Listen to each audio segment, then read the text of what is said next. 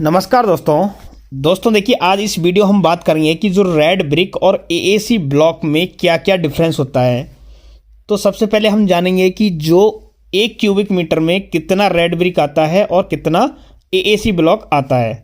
अब देखिए, इसको हम कैसे समझते हैं, उसका सिंपल तरीका है दोस्तों, कि जैसे एक बॉक्स बना लेते हैं हम, जिसकी लेंथ है कितना 1 मीटर और जिसकी विड्थ है 1 मीटर और उसका हाइट है 1 मीटर।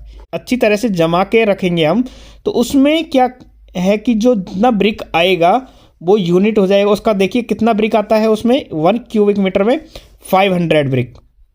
ओके, और जो एएसी ब्लॉक आएगा 1 क्यूबिक मीटर में, वो है नंबर्स 65 ब्लॉक्स। ओके, अब देखिए जो नेक्स्ट है कि एक ब्रिक का वेट कितना है, 3 से लेकर 3.5 केजी, और एक ब्लॉक का वेट होता है, 1 ब्लॉक का वेट लगभग 8 केजी, 8 से लेकर 9 केजी तक। क्लियर।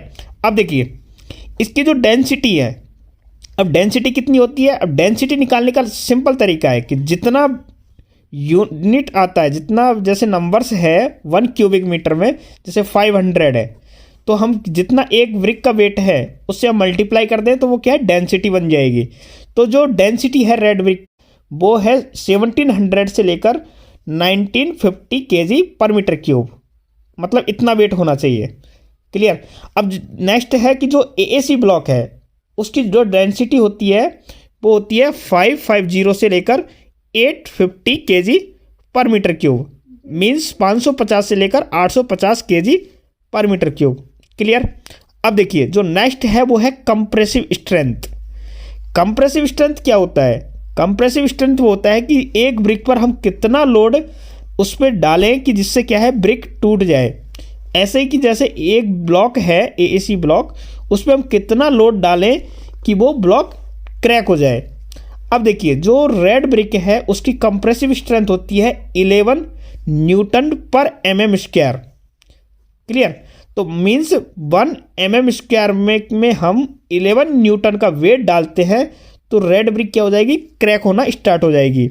और ऐसे ही एएसी ब्लॉक में कंप्रेसिव स्ट्रेंथ है कितना है, 3 से लेकर 4 न्यूटन पर mm स्क्वायर। मीन्स जो एक 1 ब्लॉक है उस पर हम 1 mm बाई 1 mm एरिया में 3 से लेकर 4 न्यूटन तक हम लोड उस पर प्रोवाइड करते हैं तो ब्लॉक क्या है, क्रैक होना स्टार्ट हो जाएगा। क्लियर।